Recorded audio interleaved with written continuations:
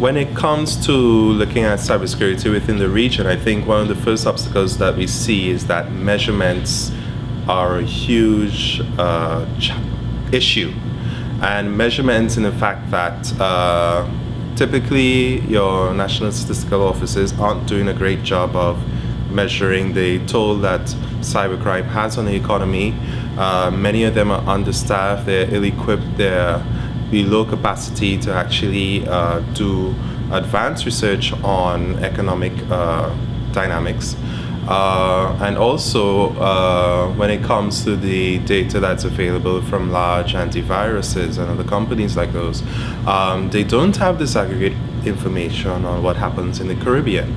So for us, it's really a guessing game in terms of the economic impact of cybercrime within the region. But we know that it is significant because obviously there's a reluctancy to even admit or discuss cybercrime openly, simply because in smaller societies the whole question of reputation and standing is a lot more exaggerated, or a lot more it has a greater effect than in other places.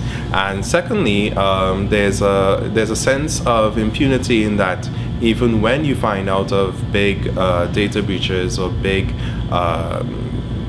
robberies of information, there isn't much that could be done because all of the pieces aren't in place to actually investigate and prosecute cybercrime.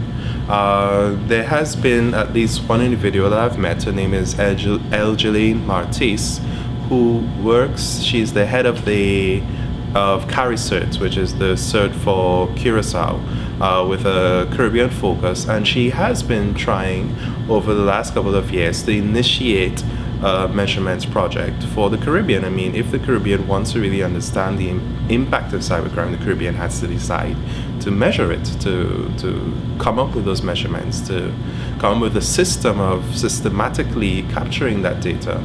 And this in itself, it's something that would actually influence a lot of Caribbean countries that are now in the process of developing their cybersecurity strategies and understanding the entire paradigm.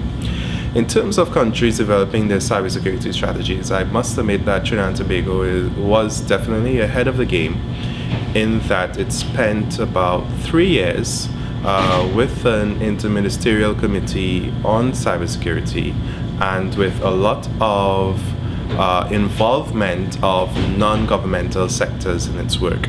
And I think that was very useful. So for the most part, you had a huge amount of awareness within the committee. You had a huge amount of capacity building that took place.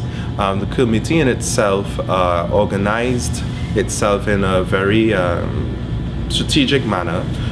You had a group that dealt with policy and strategy issues, a group that dealt purely on the legal issues, cybercrime in particular, and other related issues, a group that dealt with public education, a group that dealt with international cooperation, both at the operational level and in terms of mutual legal assistance, and another group that dealt with the technical issues, how to set up a CSIRT, how to leverage existing CSIRTs within the country, and how to just maintain this sort of points of contact system to be able to do something when a cyber incident were to occur.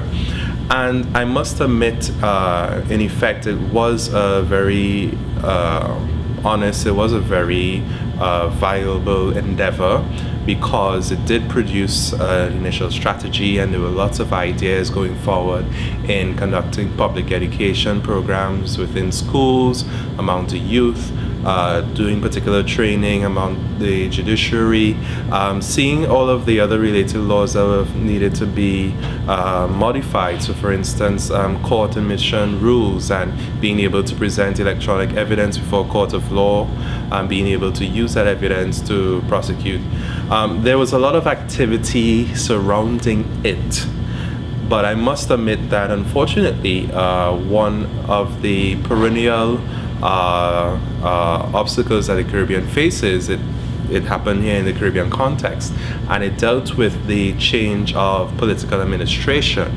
Now, with the change of political administration, we would think that countries with a Commonwealth tradition would simply just maintain the business of the day and carry on. What happens a lot in the Caribbean is that even if cybersecurity and cybersecurity work is a good issue, is a good idea, the change puts a halt, a grinding halt to all expenditure, to all programs, to all ideas, until the new administration comes up to speed with what was taking place. And as a result, what we do find is that there's a lot of attrition that happens, because already the resources that were put behind it, human resources, financial resources, they were already limited.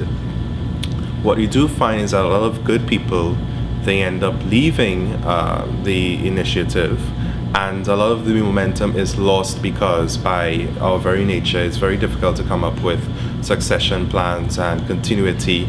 There are very few people, there are very few resources, and when they do come by, as in this instance, and you do have them for a 3-year period and they do grow together, when something affects that, it's a serious loss in momentum and it's difficult to recuperate from them.